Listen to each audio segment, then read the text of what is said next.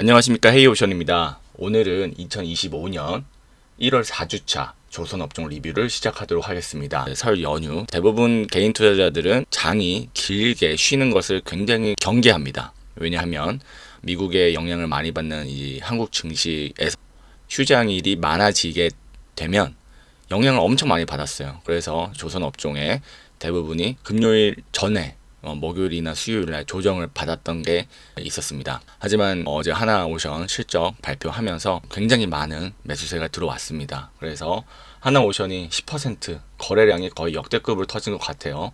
전일 거래량 대비해서도 거래량이 많이 터졌고요. 굉장히 좋은 신호라고 생각합니다. 그 다음에 엔진사들은 그냥 평이하게 거래가 되면서 소폭 상승을 보였고, 현대중공업과 삼성중공업, 다른 조선소와 기자재 업계들도 상승폭을 키워나갔습니다. 한번 살펴보겠습니다. 하나오션입니다. 하나오션 신고가 쓰고 내려왔습니다. 벌써 17조예요. 추정 PER이나 EPS로는 가치를 매길 수가 없는 종목이긴 합니다. 투자자별 매매 동향을 보시면 어제 외국인이 순매수를 기록을 했고요. 그에 반해 기관은 계속 매도를 해오고 있습니다.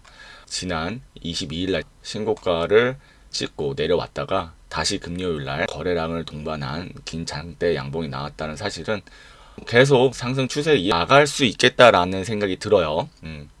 하나오션 굉장히 기대가 되는 회사입니다.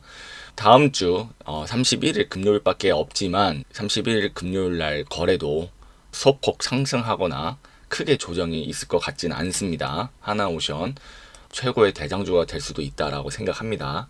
외국인 보유율이 계속 늘어나고 있다라는 점 참고하시면 좋을 것 같고, 뉴스 작년 영업이익이 2,300억이었다. 와, 엄청나네요.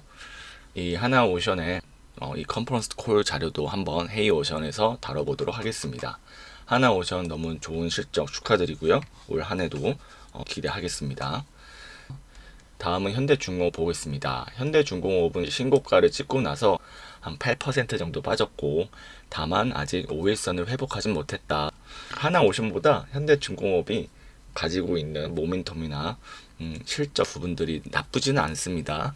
오히려 추정 PE나 EPS는 하나오션보다 더 좋아요. 하나오션 같은 경우는 추정 PER이 337배죠. 근데 현대중공업은 30배밖에 되지 않습니다. 이 말인즉슨 하나오션보다는 그래도 터무니없이 높은 수준의 주가는 아니다라고 생각하시면 좋을 것 같고요. 근데 이 목표 주가가 크게 상승하지는 않았어요. 한 40만원, 45만원 정도 나와줘야 38만원, 40만원까지 가는 건데요. 한번 투자자별 매매 동향 보겠습니다. 이번 주간은 크게 매수한 주체는 없었던 것 같습니다. 그러다 보니까 전체적으로 차익 실현을 거두고 좀 관망하는 자세가 아닌가라는 생각이 들고요. 이번 주에 현대중공업 수주 소식이 있었죠. 컨테이너 12척, 3조 7천억 수주 공시가 있었습니다. 크게 성과가 올라 있다라는 느낌은 아니었어요. 그냥 환율도 이제 조금 내려가고 있고, 그냥 최고가 성과보다는 조금 덜 받았다라는 느낌이 없잖아 있었습니다. 그래서 현대중공업 같은 경우는 MRO 사업이 추가적으로 진행이 얼마큼 되고 수주 소식이 들려오는 거에 따라서 주가 상승을 좀 점쳐볼 수 있을 것 같습니다. 삼성중공업 보겠습니다. 삼성중공업도 마찬가지로 고점 대비해서 한 10% 빠지지 않았나 싶어요. 그래도 현대중공업보다는 덜 빠졌습니다. 신고가가 13,860원이었는데 지금 한 7% 빠졌고, 이 고점에 물리신 분은 뭐 조금 고민을 해보시면 좋을 것 같아요. 지금 이동평균선이나 이런 부분들 다 깨져 있긴 합니다. 삼성중공업은 방산을 하지 않죠. 방산을 하려면 국가 기관 산업으로서 또 지정받아야 되고 여러 가지 절차들이 또 있습니다. 그래서 삼성중공업은 해양 플랜트에 맹점을 두고 사업을 하고 있는데, 이 해양 플랜트가 과연 얼만큼 사업이 진행이 될 것인지도 중요하고, 또 기본적인 상선의 수주도 중요합니다. 그래서 이번 주는 누가 사고 팔았는지 한번 보자면, 외국인들은 싹 다 팔았어요. 외국인들은 이제 단기 고점에서 매도하고 시세 차익을 거두기 시작했다고 보여집니다. 그리고 기관들은 그에 비해서 사고 팔고를 좀 했네요. 삼성중공업도 이 목표 주가가 변동이 된 것 같긴 하지만 크게 2만원이라든지 25,000원이라든지 이렇게 변동된 게 아니에요. 그러다 보니까 지금 조선 주식은 MRO, 미국, 그다음 또 해양 뭐 이런 부분의 모멘텀들이 내러티브가 이어져야 매수세가 들어온다고 보시면 되겠습니다. 온판 개인들이 뒤집어쓸 수 있어요. 그런 것들 경계하시기 바랍니다. 하나 엔진 보겠습니다. 우리 하나 엔진 신고가 찍고 굉장히 많이 내려왔죠. 마이너스 12%입니다. 5일선 이런 거 다 깨고 내려왔어요. 그래서 여기서 추세를 돌리려면 다음 주에 23,500원은 찍어주고 또 가줘야 제 생각에는 추세가 돌아가지 않을까라는 생각이 듭니다. 요 정도 될 것 같아요. 23,500원 정도는 찍고 추세를 돌려줘야 하나 엔진 수혜를 받을 수 있을 것 같습니다. HJ중공업 보겠습니다. HJ중공업 테마주로서 해볼만 해요. 해볼만 하다는 뜻은 그냥 차트 보고 대응하면서 떨어지면 죽고 또 올라가면 팔고 하는 거 나쁘지 않습니다. HJ중공업 다른 타사 대비 경쟁력이 없는 건 사실입니다. 하지만 이 주식을 보는 사람들 입장에서는 수익을 보면 그만입니다. 다만 외국인들 보유율 굉장히 줄이고 있습니다. 지난 연말에 11%였던 거 그냥 5%까지 줄였습니다. 이 기간들 제가 보기에는 연기금이나 이런 장기적인 매수 주체가 아니라 투신이라든지 이런 주체들이 많이 들어왔을 것 같아요. 제가 요 네이버 증권을 통해서는 볼 수 있는 게 한계가 있다 보니까 좀 애로사항이 있습니다. 다만 HJ중공업이 주가 상승의 또 모멘텀이나 힘을 받으려면 미국 군함 관련된 여러 가지 잡다한 함정 수리라도 수주해와야 됩니다. 근데 이 대표이사가 금융권에서 밥을 좀 먹었던 사람이에요. 유상철 대표이사인데 딱 보면 압니다. 주가 상승 어떻게 해야 될지도 알고 있어요. 그래서 그런 것들 다 감안해서 매매하시면 좋습니다.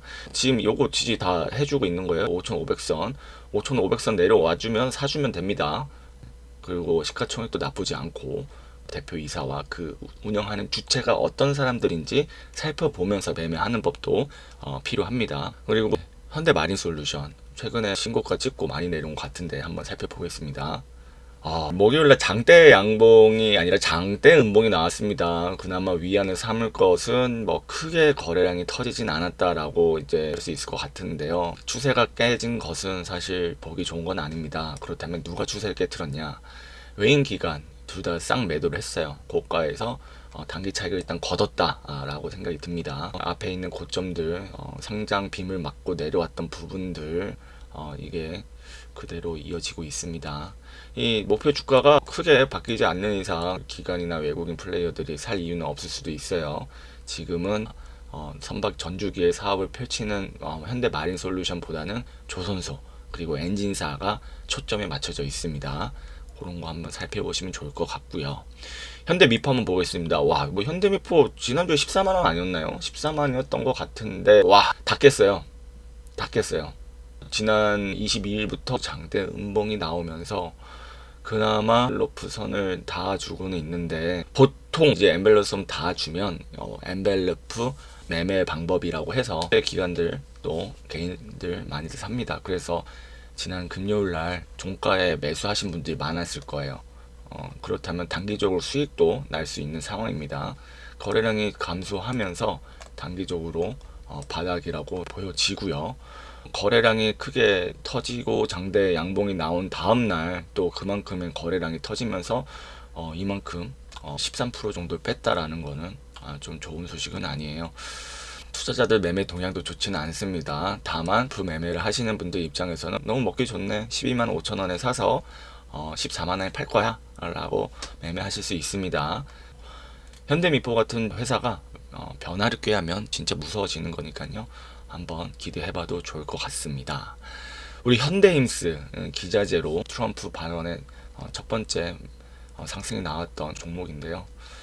나쁘지는 않은데 뭐 5일선 추세 깬 것도 나쁘지는 않아요. 좀 더 내려오면 좋을 것 같습니다만 고점도 있고 또 이런 부분들을 소화하려면 요 정도 18,000원까지 돌려주면 좋겠어요. 18,200원까지 쫙 뺐다가 또 돌려서 25,000원 트라이 해보면 좋을 것 같습니다. 자, 우리 동성화인텍 제가 말씀드렸었죠. 지난주 조선업종 리뷰 때 동성화인텍 타키 프라이스 바뀌면 갈 수 있다. 지난주 1월 3주차 조선업종 리뷰 한번 꼭 보십시오. 제가 2만원 뚫을 때 너무 박수를 쳤습니다. 굉장히 좋은 종목이기도 하고 내러티브를 제대로 타고 있는 그런 느낌이 받았기 때문입니다. 이제 지지선들이 많이 바뀌었어요. 21,500원이 단기 지지선이 되었고 5일선 급격하게 올랐다 보니까 내려올 수 있어요. 이만큼 내려올 수 있습니다. 동성 화인텍 너무 좋아요. 타겟 프라이스가 이제 3만원, 35,000원이 될 겁니다. 1년 뒤, 2년 뒤 이 미국의 사업장에 있는 동성 화인텍 기대해 볼 만합니다. 그런 내러티브 짜고 가시면 좋을 것 같아요. 오늘 1월 4주차 조선업종 리뷰는 여기까지 할 겁니다. 이번 설 연휴가 길어짐에 따라 앞전에 좀 단기적으로 수익을 확정 지으신 분들이 많으신 걸로 보여요. 그런데 이 조선업종 조금 호흡을 길게 가져가면 좋겠습니다. 다들 새해 복 많이 받으시고요. 2025년에는 건강하시고 큰 수익과 가족들과 행복한 시간 되시길 바라겠습니다. 구독과 좋아요, 알림 설정 부탁드려요. 감사합니다.